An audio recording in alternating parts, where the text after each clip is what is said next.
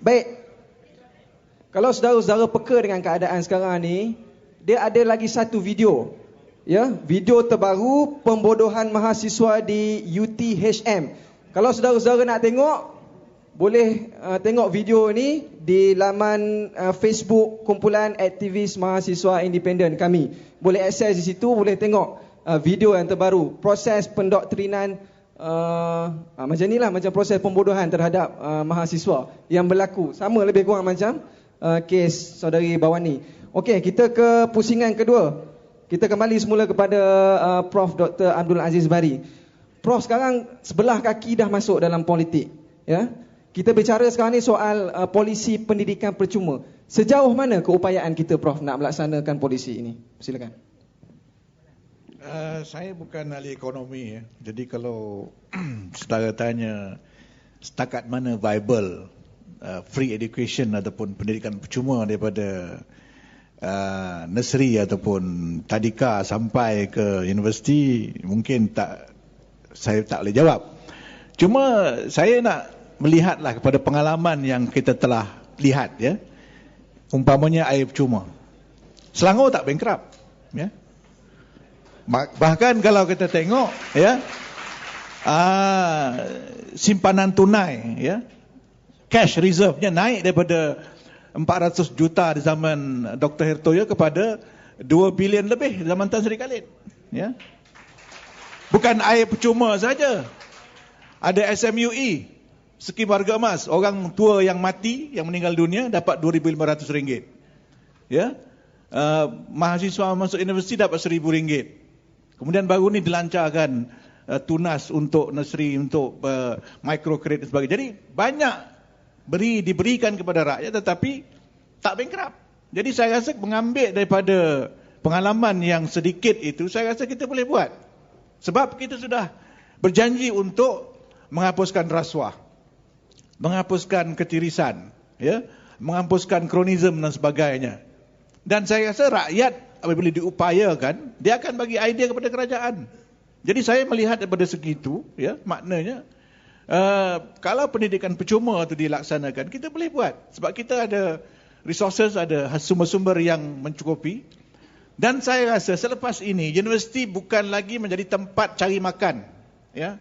Jadi kita tak akan bagi profesor ni mudah-mudah begitu saja. Sekarang ni kalau tuan-tuan tengok di universiti, dah 70 pun masih lagi datang universiti nak minta kontrak mengajar. Walaupun dah tak ada benda yang dia boleh ajar. Ya. Tuan-tuan bayangkan, negara kecil seperti Malaysia ni, kita ada lebih 1,000 profesor, ya, Profesor Tajudin kan? Ha? Di universiti, pelik, macam di kuliah saya ada, saya ingat dekat 15 orang profesor. 15 profesor. Pada saya kalau setakat 5-6 orang dah cukup lah. 15. Baru law faculty. Belum yang lain-lain lagi. Ya? Dan kalau dapat profesor, dia tak nak pencen. Jadi bayangkan, kalau orang lain ada pencen, dia tak pencen. Jadi duit ini yang habis kat situ. Ya. Jadi sebab itu yang dia tak nampak macam mana boleh PT-PTN boleh dimansuhkan. Ya. Sedangkan kita ada cara lain. Ya. Dan banyak pembaziran-pembaziran, projek-projek Menara Satu Malaysia, benda yang kita tak buat, tak akan buat. Jadi tak banyak ataupun tak beli kapal selam macam dia beli.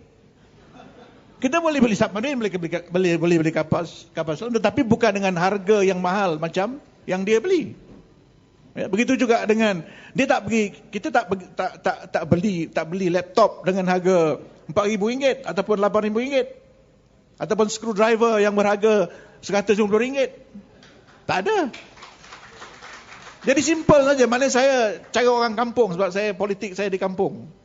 Jadi bawa hujah seperti itu yang saya rasa kita boleh buat.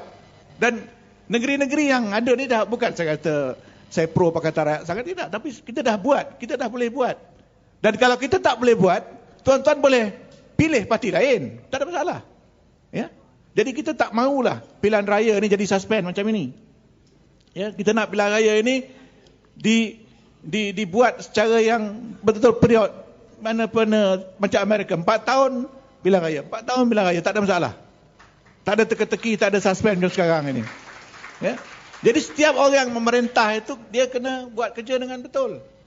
Dan saya rasa pendidikannya bukan mahal sangat. Ya, tak mahal sangat. Jadi dah banyak negeri yang boleh buat, bukan jadi di Eropah tapi di Turki dan sebagainya, boleh buat pendidikan percuma, ya. Dan kita tak mau pendidikan itu menjadi satu komoditi. Sekarang ini, tuan-tuan dan puan-puan sekalian, universiti banyak dibuat kerana apa? Kerana nak bagi orang jadi VC, nak bagi orang jadi rektor, nak jadi TNC, ya. Kalau satu universiti, satu TNC, ada berapa TNC? Ada 4 TNC. Seorang rektor, HEP, dan ialah paling tidak ada 4 orang. Jadi kalau ada 25 universiti kali 4, 100 orang TNC. Yang gajinya sebulan lebih kurang RM20,000. Itu belum dia punya business class ticket dan sebagainya lah. Macam-macam lagi. Dengan dia punya golf club membership, segala macam lagi. Datuk dia lagi, rumah dia lagi, kereta dia lagi, driver dia lagi. Ya. Jadi itu yang berlaku. Jadi universiti sudah menjadi satu beban kepada negara. Jadi kalau kita boleh kurangkan benda ini, kita boleh bagi pendidikan percuma. Tak ada masalah. Jadi saya rasa itu yang saya boleh jelaskan. Mengapa kita boleh buat pendidikan percuma? Sebab kita dah nampak contoh-contoh ataupun pengalaman dari bidang yang lain, dan kita boleh kurangkan pembaziran yang ada di universiti sekarang ini. Kalau kita tengok research grant yang dibagi sekarang ini, kebanyakan research grant yang dibagi ialah untuk membuat ataupun untuk research projek-projek ataupun isu-isu yang pro-government. Dia tak akan buat isu-isu yang dia rasa boleh tidak ataupun boleh menjejaskan politik kerajaan. Dia tak akan bagi research macam itu. Ya. Jadi ini yang jadi masalah sekarang ni. Jadi research itu menjadi mahal.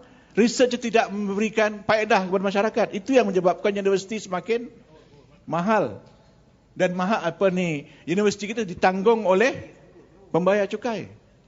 Ya, ini yang saya rasa menjadi masalah, dan saya rasa kita boleh tengok. Kita boleh buat, saya rasa, kalau tak yakin, kita boleh buat, kalau tuan-tuan setuju, Royal Commission untuk buat macam mana universiti yang lebih viable, yang lebih people friendly, yang mesra rakyat, ya. Yang tidak mahal, bagaimana untuk mengurangkan kos pendidikan, ya. Itu dia. Okey, satu tepukan untuk Prof. Terima kasih ucap pada Prof Aziz Bari. Tuan-tuan, puan-puan, malam ini juga kita ada ahli akademik yang turut bersama kita. Kita bagi tepukan untuk Prof Tajudin. Boleh bangun Prof? Dan Prof Bala Subramaniam boleh bangun untuk orang nak tengok sikit tu.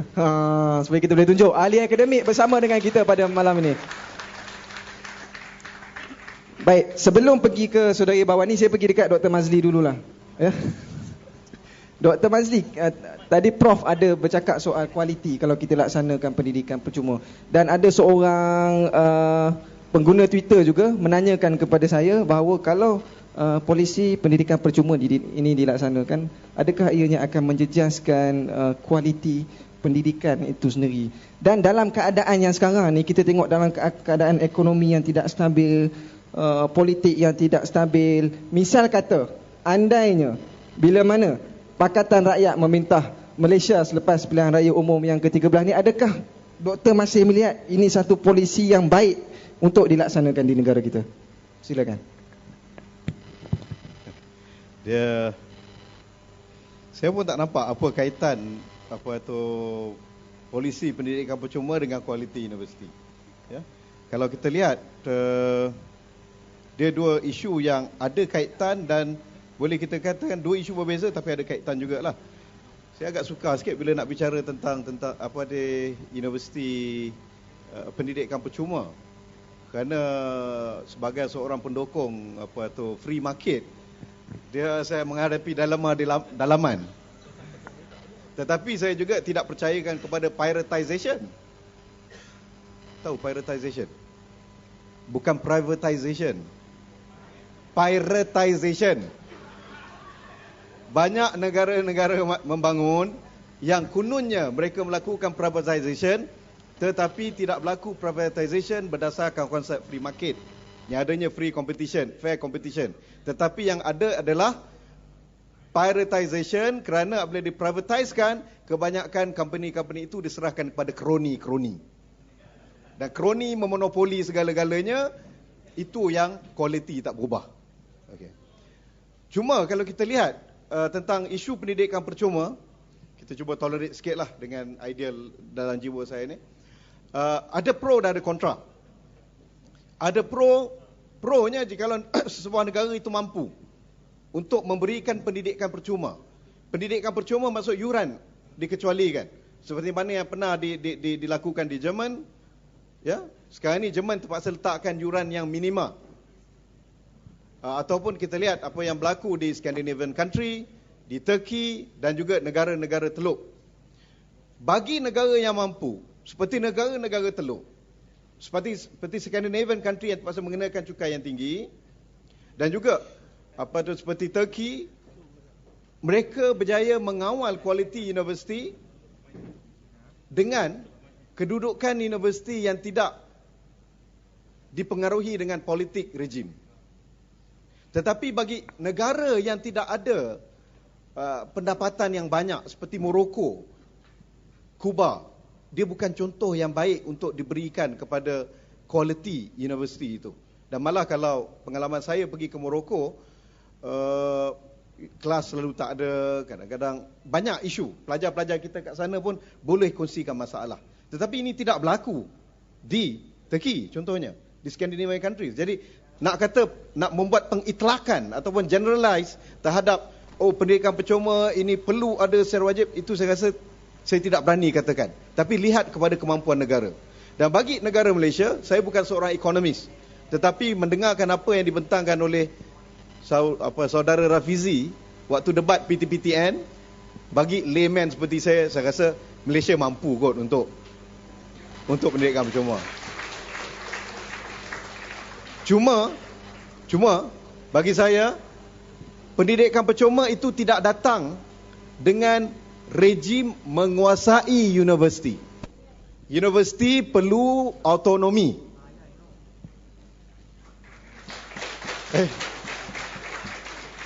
Ini agak pelik, macam mana autonomi universiti tapi nak pendidikan percuma.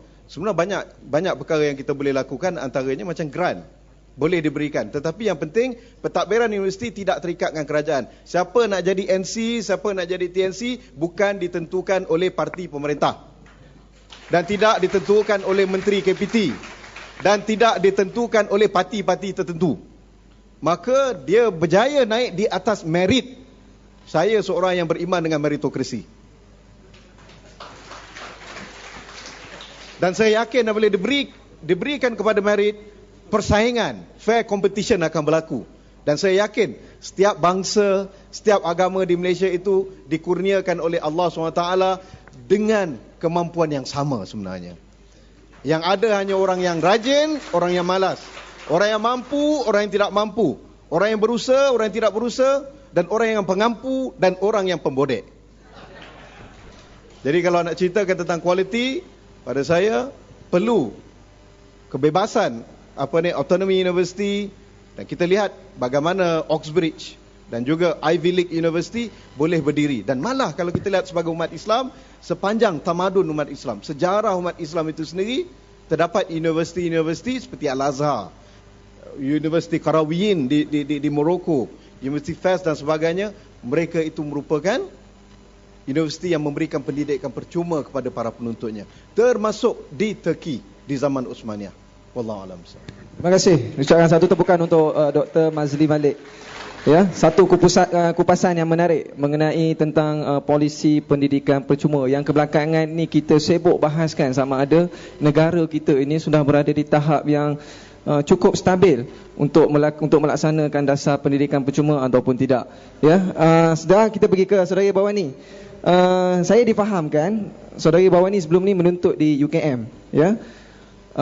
Dan saya nak tanya, ada orang tanya kepada saya, apakah perbezaan perbahasan intelek yang berlaku di UUM dan juga di UKM? Sebab masyarakat sekarang ni, terutamanya saya rasa, saya kira mahasiswa dan masyarakat amnya di luar sana, dia agak cynical dengan UUM.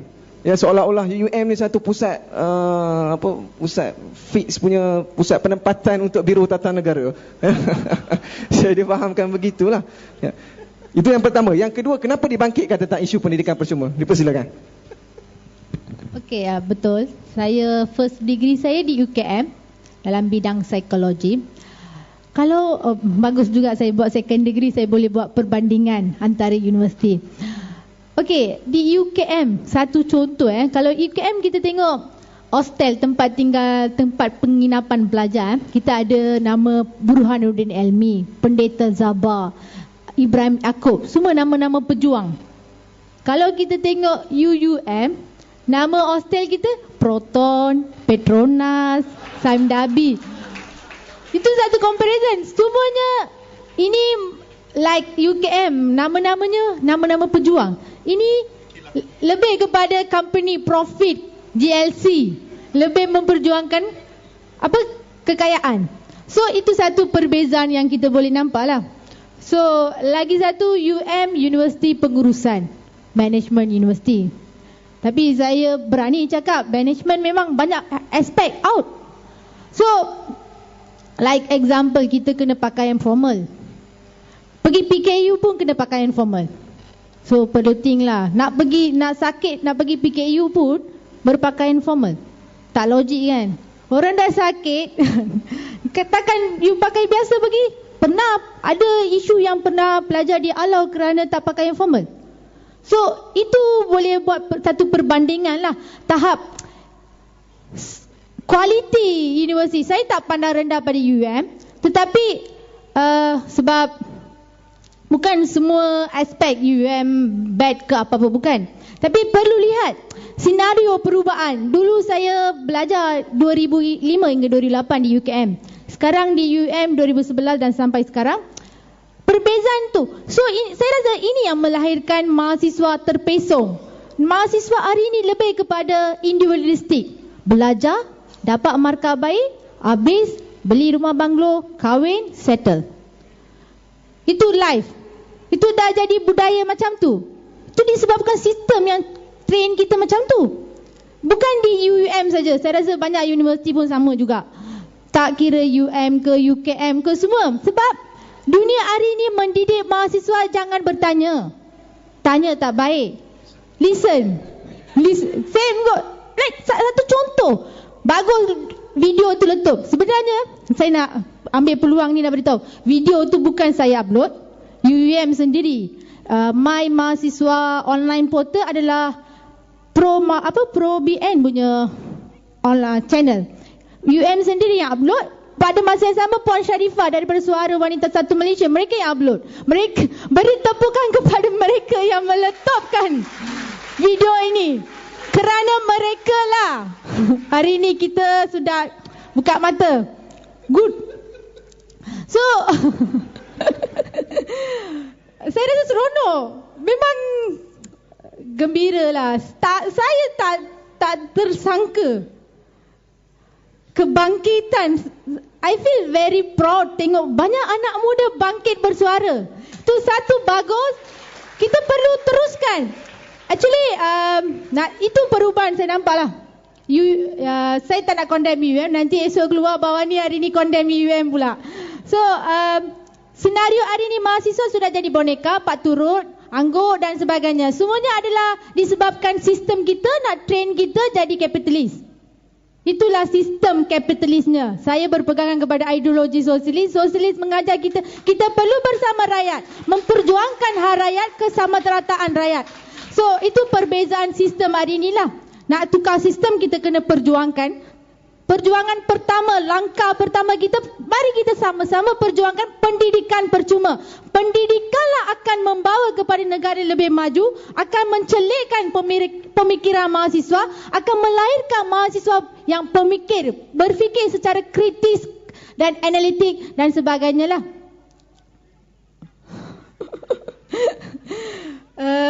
Apa lagi saya nak cakap? Nah, round 3 lah. Okey, terima kasih kepada saudara Iwan ni. Satu tepukan untuk saudara Iwan ni ya. Kita bersemangat sekali bersama-sama dengan kita pada malam ni. Okey, sekarang kita masuk ke round yang ketiga. Oh, kita ada video. Kita ada tayangan video ya. Saudara boleh menikmati dulu tayangan video yang akan ditayangkan oleh pihak penganjur. Silakan.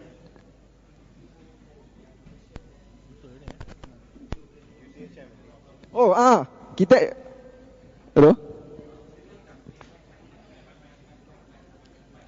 Hello. Hello. Hello. Hello, hello.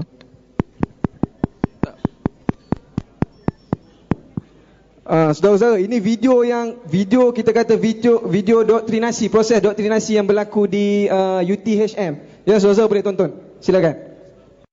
Saya minta maaf sebab ada masalah sikit dengan urusan teknikal, tapi itulah antara sedutan video ya yang berlaku di UTHM. Sekarang kita sampai ke pusingan yang ketiga, final round, dan kita akan buka floor kepada hadirin yang ada pada hari ini untuk menanyakan soalan kepada ahli panel kita pada hari ini. Cuma ringkas, nama dan tu soalan, tak payah. Saya berasa bersyukur dengan kehadiran. Tak payah. Terus straight forward kepada soalan sebab kita kesuntukan masa ya. Silakan.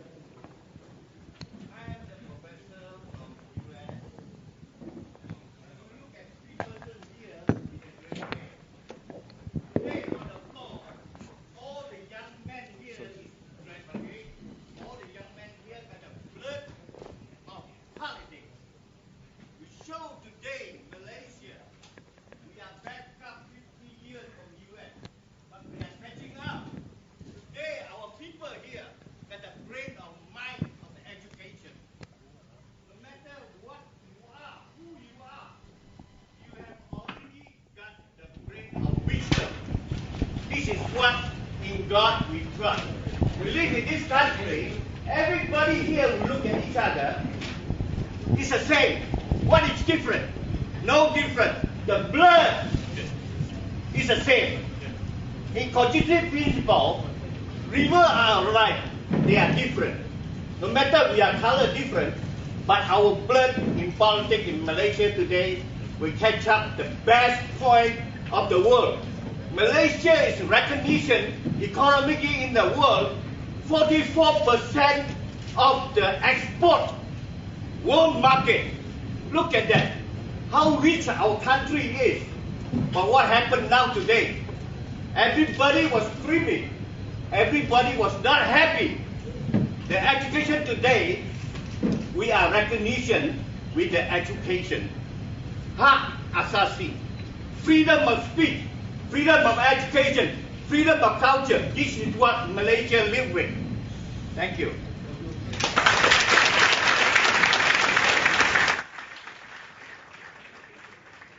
Saya buka kepada ahli panel untuk respon. Mungkin Prof ada sikit nak tambah. I think it's clear enough. There's no need for me to comment on that. I think it's all of us agree with him, and I hope that become a kind of motivation for all of us. So he has pointed out the good points, the strong point that we have got. I think we should, proceed from that. Yeah, thank you. Okay, any question? Ini sekarang putih lah. Soalan lain, seterusnya.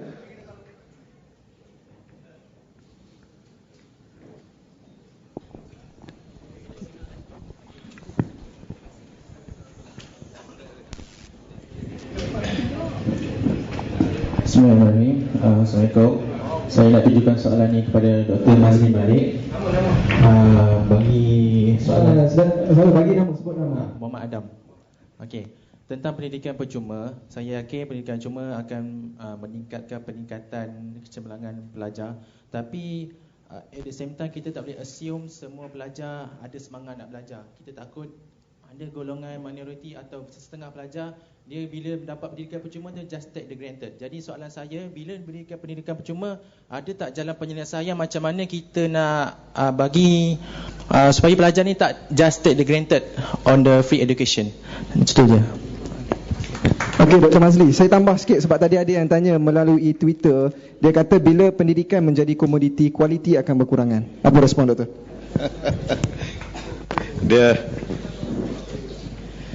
Dia agak complicated. Kalau kita nak kata logik yang mudah, mungkin kita boleh kata itulah, bila bagi free nanti orang akan mengambil mudah dan tidak belajar. Tapi persoalannya, bila mereka bayar, maka mereka lebih bertanggungjawab. Persoalannya kat sini, kalau berlaku sedemikian, masalahnya bukan pada pelajar tapi pada sistem tersebut. Bagaimana sistem gagal melahirkan orang yang datang universiti, gagal untuk timbulkan semangat dia untuk belajar. Gagal menimbulkan di dalam dirinya perasaan tanggungjawab. Dan ini saya yakin bermula daripada sistem yang menyeluruh. Dia saling berkaitan. Dan kalau nak blame, kita tak boleh blame pada universiti, tetapi blame kepada sistem pendidikan 12 tahun sebelum universiti. Sebab itu, kadang bila kita lihat kepada kritikan terhadap graduan universiti kita, graduan universiti kita tidak kompeten, graduan kita tidak mampu untuk bersaing di pasaran kerja, mereka tak mampu menguasai bahasa, mereka tak mampu itu dan begini. Universiti 4 tahun saja bang. Okeylah, campur matrik 2 tahun. Yang cerdik sikit setahun setengah, atau universiti 3 tahun. Tapi yang 12 tahun itu ke mana perginya? Jadi pada saya, penumpuan patut diberikan lebih banyak kepada pembinaan syakhsiah kepada 12 tahun. Itu formative years itu. Untuk mereka berfikir, untuk mereka dilatih, untuk menilai, melatih untuk berkenalan di antara satu sama lain di dalam negara ini. Masalah itu tidak timbul. Yang timbul hanyalah peperiksaan, yang timbul hanyalah isu mereka dilatih untuk mendapatkan keputusan yang terbaik dalam periksa, tetapi tidak menghasilkan pelajar yang mempunyai cara fikir yang terbaik. Masuk universiti pula, di universiti tidak berlaku percambahan idea. Pertukaran idea tidak ada. Yang ada hanya monotonous saja. Satu benda yang scripted seperti itu saja. Di luar dewan kuliah, itu yang mereka melahu dan sebagainya. Kerana tidak ada aktiviti. Nak jemput orang seperti Prof. Azibari tak boleh. Dilarang. Malah Prof. Azibari nasib baik juga. Timbalan KPT, Timbalan Menteri KPT, Datuk Saifuddin itu sendiri dilarang daripada masuk ke dalam UIA. Ini apakah no Ejang? Jadi dalam keadaan sistem seperti ini, kau bagi percuma ke, kau bayar ke, kita tidak akan dapat melahirkan graduan yang boleh berfikir. Dan satu lagi, ini kadang saya rasa saya nak setuju dengan Prof. Tajuddin lah. Kat mana saya sebut benda ni Prof, iaitu kita tak perlukan HEP. Pelajar-pelajar ini semua sudah besar, tak perlukan HEP untuk pantau mereka nak buat program apa. Tak pantau HEP, tak bagi peruntukan pun, mereka boleh buat program kat Dewan Perniagaan Cina pada malam ni, dah ramai datang. Kalau di negara maju, student ini ada student union. Student union mereka ini ditadbir oleh mereka sendiri. Kan ada undergrad, kan ada postgrad, dah besar panjang semua itu. Kalau mereka tak pandai, mereka tak reti, tak payah masuk universiti. Jadi oleh kerana mereka dah cerdik, mereka dah pandai, tak perlulah ada HEP. Dan kalau tak ada HEP, dah kurang seorang TNC dah jimat 20,000 sebulan. Itu tak campur dengan yang bekerja kerani, pegawai apa semua tu. Kad ini boleh jimat, saya yakin kurang-kurang 50,000. Dah dapat 50,000, bolehlah bagi pendidikan percuma tak? Okey, wallahu a'lam bishawab. Bawa ni dia nak tahu. Bawa ni. Okey. Okey, macam tadi saya kata, pendidikan hak asasi manusia, pendidikan bukan komoditi, pendidikan bukan bisnes. I selalu cakap, education not for sale. Ramai kata, kalau kita bagi pendidikan percuma, negara akan bankrupt. Kalau bagi pendidikan percuma, pelajar jadi malas. Kita perlu bandingkan negara-negara yang sedang memberi pendidikan percuma jauh lebih lama, berpuluh-puluh tahun. Mereka sedang memberi pendidikan percuma. Contoh negara banyak ada, Cuba, Venezuela dan sebagainya. Kalau kita tengok, pendapatan negara tersebut lebih rendah daripada negara kita, tetapi kualiti pendidikan mereka sangat tinggi. Kenapa mereka boleh, sedangkan negara kita tak boleh? Kalau kita tengok negara kita, kata tak ada duit, bohong. Kita ada dana Petronas. kita bayar cukai. Memang kalau kita stopkan korupsi dan juga pembaziran bangunan-bangunan yang tak berfaedah, memang ada duit. So saya rasa pendidikan percuma ni nak cara kata tak ada duit semua, itu ada solution. So apa orang kata, memang ada ruang pengimplementasi perlu ada. So saya rasa contohnya apa orang kata, kita ambil contoh sekarang, kenapa pendidikan sudah jadi bisnes? Sebab universiti rebut-rebut. Kalau kita tengok daripada dulu sampai sekarang, private universiti berlambak macam cendawan. Apa orang kata? Cendawan selepas hujan ya? Cendawan tumbuh selepas hujan. Macam tu sekarang. Sebab apa? Kalau tengok satu kos kita ambil, satu kos kalau nak belajar, like example nak belajar law ke apa-apa, 80-60 ribu. Bukan, kalau kita kerajaan beri pendidikan, kos untuk pendidikan tak sampai 6 ribu. Bayangkan, satu kos 80 ribu dengan kalau kerajaan mampu beri 6 ribu, 7 ribu, lebih-lebih pun di bawah 10 ribu saja untuk satu kos. So saya rasa semuanya dijadikan sebagai bisnes. Orang berebut nak tubuhkan pelbagai universiti, nak cari bisnes. So motif utama pendidikan untuk menimba ilmu sudah tukar kepada menjadi bisnes. Pengijaran daripada hak kepada bisnes. So saya rasa itu yang kita perlu fokus.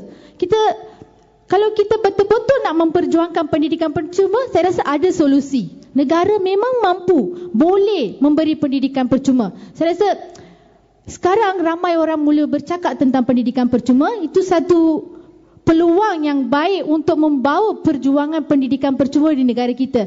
Saya berharap kepada semua mahasiswa, tak kira di mana juga, dan juga seluruh rakyat Malaysia, jangan kita menghentikan perjuangan kita hanya komen, like dalam Facebook sahaja. Kita perlu sama-sama memperjuangkan pendidikan percuma di negara kita. Perjuangan ni bukan takkan berjaya hanya tepuk satu tangan. Kita perlu bersatu, kita perlu unite untuk memperjuangkan pendidikan percuma. Saya rasa itu bagus. Kita perlu perjuangkan untuk debate tentang kerelevanan pendidikan percuma. Saya nak buat pengumuman advertisement sikit. Pada 26 Januari ni, Gerakan Menuntut Pendidikan Percuma GMPP akan mengadakan satu bengkel di Chinese Assembly Hall di sini juga.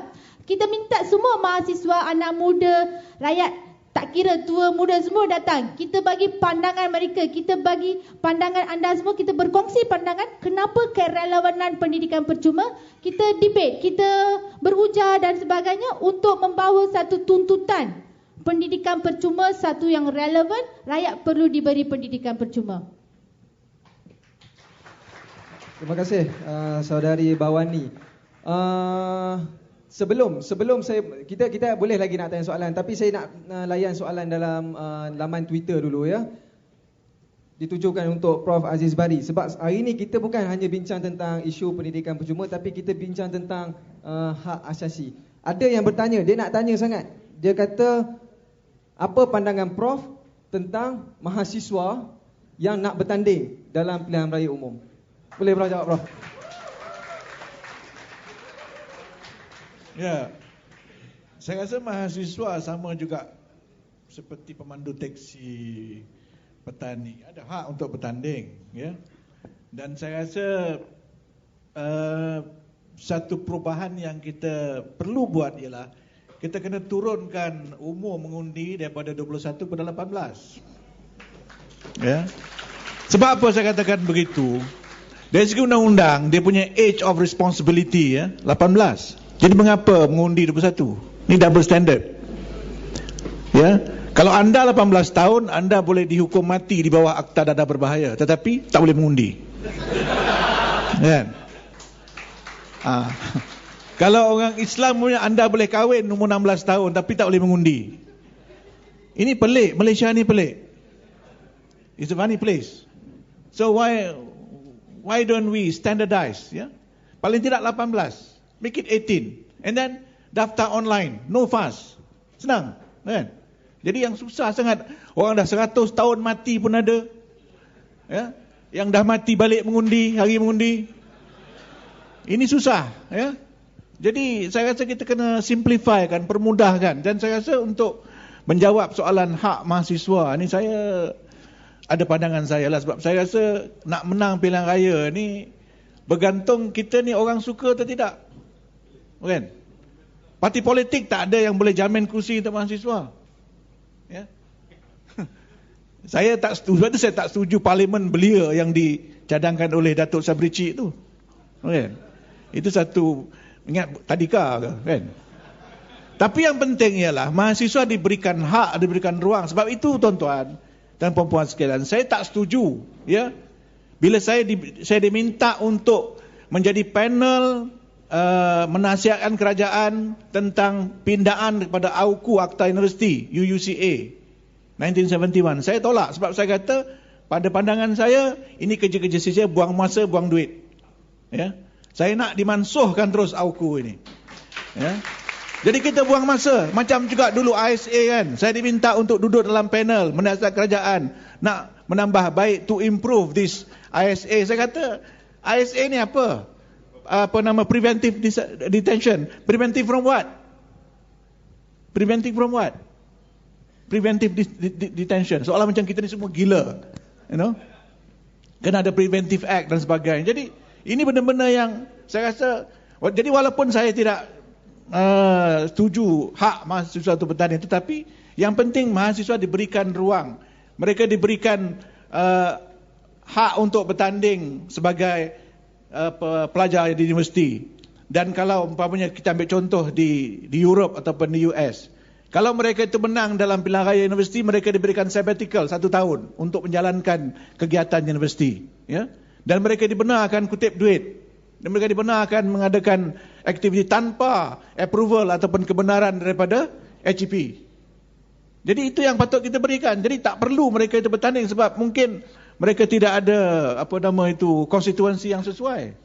Tetapi kalau mereka itu kebetulan seorang yang popular seperti saudara Adam Adli, apa salahnya kalau dia bertanding?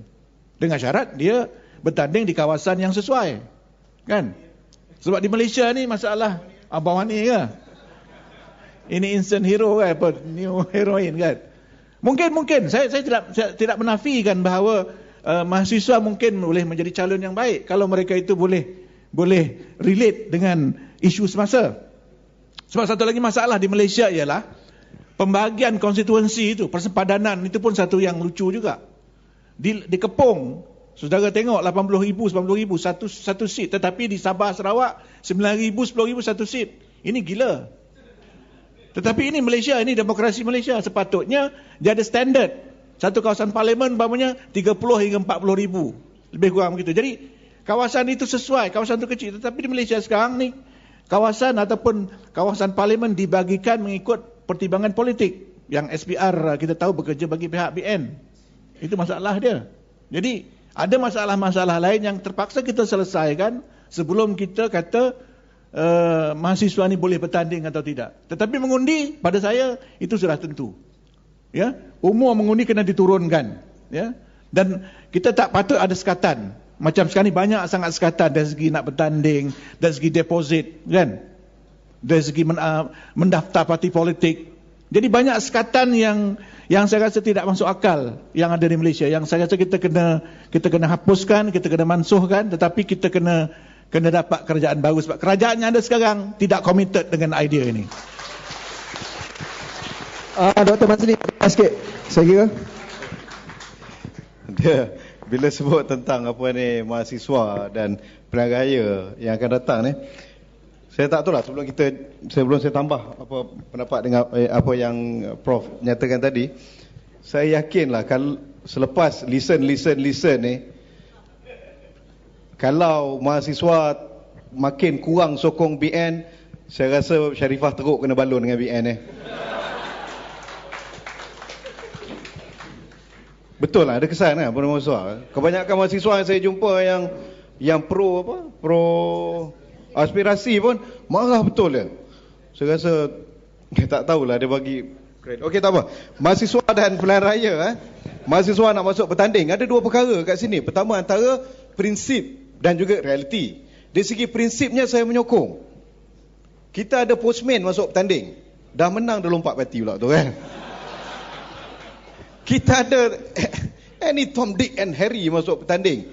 Ya, tak kisahlah. Tapi maksudnya kalau mereka boleh bertanding, mengapa tidak mahasiswa yang seorang warga Malaysia yang terbukti layak, kenapa tidak dibenarkan untuk bertanding? Haknya dari segi perlembagaan dijamin untuk terlibat dalam politik dan untuk bertanding. Dan bila berlakunya pindaan nauku, mereka layak untuk bertanding. Pengalaman saya waktu kat UK, saya mengajar di Universiti Durham University. Anak murid saya di dalam kelas, saya mengajar tajuk Introduction to Islam and Muslim World. Jadi anak murid tu 90%-nya non-Muslim, British lah. Salah seorang pada Conservative Party of Durham University. Di Universiti UK, parti-parti politik dibenarkan untuk membuka cawangan di dalam universiti. Dan sebab itu kalau ada pindaan AUKU, maka kerajaan kena benarkan, universiti kena benarkan parti-parti politik buka cawangan di setiap universiti. Okay. Dan salah seorang rakan daripada Parti Konservatif ini waktu Pilihan Raya UK 2010, di antara rakan-rakan anak murid saya ini, dia telah masuk bertanding untuk kursi parlimen di Durham. Dan beliau menjadi second runner up. Walaupun beliau hanya berumur 21 tahun saja. Pelajar tahun 3 Political Sciences di universiti, masuk bertanding. Beliau kalah. Tak apalah kalah, tetapi maksudnya beliau dapat second runner up. Itu satu achievement. Dan di peringkat council election, saya teringat lagi seorang pada pelajar Teesside University dan pelajar Sunderland University berjaya menjadi councillor, menang pilihan raya dan menjadi councillor. Dan saya rasa di Malaysia juga kita ada bakat-bakat. Kita tak suruh semua masuk bertanding. Tak semua pun orang minat politik. Yang minat politik orang macam Dr. Azibari ya. Orang macam saya tak minat politik. Ya. Okey. Jadi nak masuk bertanding tak semua, tapi orang yang ada kualiti mengapa kita halang? Ini exceptional. Dan genius pun dia tak datang ramai. Genius hanya orang tertentu. Dan begitu dalam politik. Orang ada talent politik, bagilah peluang. Tetapi realiti agak berbeza. Di Malaysia ini realiti macam kata Prof. Azibari, takkan ada parti politik yang nak bagi peluang kepada mahasiswa bertanding. Dan kalau masuk bertanding, perlu habis banyak duit. Ini political culture di Malaysia yang begitu menjelekkan. Selain daripada duit untuk kempen, duit untuk buat poster, duit untuk bagi. Ini satu political culture yang kita perlu ubah. Jom ubah. Okay. Tapi dia perlu mengambil masa. Cuma saya menggalakkanlah, kalau mahasiswa nak terlibat dalam pilihan raya, jadilah pemerhati bebas. Peranan anda diperlukan untuk menjadi pemerhati bebas di dalam pilihan raya ke-13 ini. Kita lihat contoh di Georgia. Apa yang berlaku? Waktu pilihan raya ada yang pemantau rakyat dia panggil. Ini peranan yang boleh dimainkan oleh mahasiswa sekalian. Anda semua orang bijak, anda semua orang cerdik. Kita perlukan anda semua untuk pantau hantu-hantu dan juga jembalang-jembalang yang ingin datang mengundi nanti. Cuma kalaulah ada yang memang teringin nak masuk bertanding ke, mahasiswa kamilah jeritlah dan okeylah, geng-geng ni teringin juga nak masuk bertanding, nak menang payah kan? Jadi kita nak memeriahkan suasana demokrasi yang berada kat Malaysia, lawan dekat tempat yang heavyweight, yang calonnya pasti menang.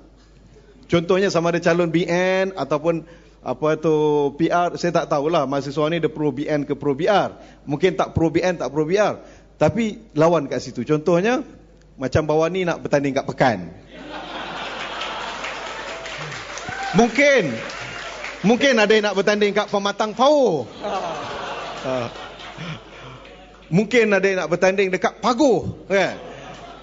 Jadi saya rasa untuk exercise mereka, warm up menjelang pilihan raya ke-14, kalau ikut kata Prof. Azibari, waktu tu dapat kerajaan baru yang lebih peka untuk beri peluang kepada mahasiswa bertanding, untuk warming up session ke arah itu, pilihan raya ke-13 lawan yang heavyweight, untuk anda dapat pengalaman test water. Mengapa tidak? Ya, kuasa mahasiswa. Satu tepukan untuk Dr. Mazli Malik. Okey, kita buka semula floor untuk orang tanya soalan. Saya kira saya bagi yang belakang dulu daripada tadi lagi. Yang saudara baju biru. Ya, silakan.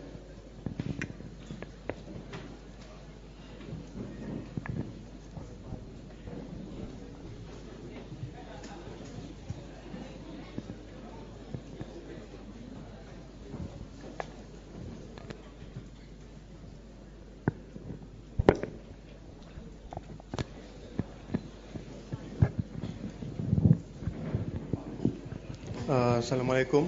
Selamat malam. Nama saya Muhammad Izzat. Saya nak tanya Profesor Dr. Aziz Bari. Saya setuju dengan Profesor. Sekarang ni term dia pendidikan itu perniagaan. Betul Profesor. Jadi saya ambil ijazah dalam undang-undang kan. Jadi pada pendapat saya lah, kalau kita nak ambil ijazah dalam undang-undang ni, dia mesti seorang yang berfikiran kritis, analitik, sebab dia satu hari akan menjadi pendukung undang-undang negara kita. Jadi macam Prof cakap, sekarang lecturer dia punya sistem dia by the book. Maksud dia kalau student tu go beyond the book, dia tengok tak ada dalam dia punya nota dia tu, then student ni tak dapat. Maksud saya student-student macam ni, sebab saya tanya sebagai seorang student dan kepada Prof yang pendidik dan juga seorang yang pernah melalui situasi ni, student-student ni kalau dia buat macam ni, then paper dia dapat C, dia dapat D, drag pointer dia turun bawah 3.0, dia kena bayar PT, then dia tak boleh nak sambung master, tak boleh nak sambung PhD. Jadi pada pendapat saya, student-student yang berfikiran di luar kotak ni tak diberi peluang dalam sistem sekarang. Jadi macam mana pendapat Profesor nak atasi masalah ni? Komen sikit, Prof. Soalan ni soalan yang yalah, kalau saudara tanya saya, saudara kena jadi saudari Bawani ya.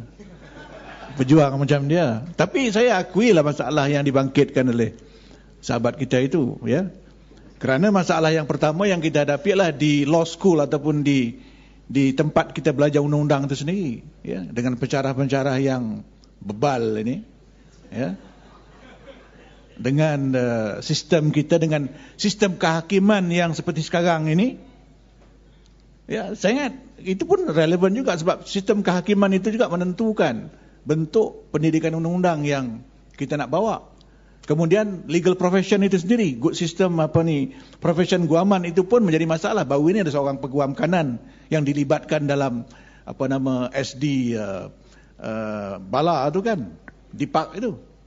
Seorang peguam kanan yang dapat Tan Sri ya. Jadi kesemuanya profession guaman, badan kehakiman, kemudian akademik undang-undang, semuanya terlibat dalam skandal ini. Jadi saya rasa jawapannya ialah saudara terpaksa berjuang. Mana kalau dapat C pun dapat C lah, macam mana kan. Jadi ini satu perkara yang kita kena perjuangkan, dan saya akui memang susah ya. Mudah saya nak jual buku pada pelajar saya kata buku yang affordable, yang murah ya. Tetapi kawan-kawan tak setuju, dia kata law books mesti harganya RM100 satu. Kan? Macam itu pemikiran dia. Dia tak mau buku undang-undang ini dijual dengan harga RM30 ataupun RM40. Mesti RM100 kalau macam ini. Jadi ini satu pemikiran, satu budaya yang memang sukar, dan kita terpaksa melawan arus itu. Sebab itu saya katakan, saudara kena jadi macam saudari Bawani KS ini untuk merubah keadaan ya. Tetapi saya yakin dengan kekuatan, dengan komitmen saudara, kita insya-Allah boleh berubah. Okey, terima kasih kepada Prof Aziz Bari. Okey, sebelum tu saya nak tanya, ada berapa ramai yang nak tanya soalan hari ni? Saya kira kejap 1, 2, 3, 4, 5, 6, 7, 8, 9, 10. Kita cuba sesingkat yang mungkin. Tanya, ringkas, dan saya harap panel juga dapat bagi jawapan yang ringkas dan padat, sebab ramai yang nak bertanya.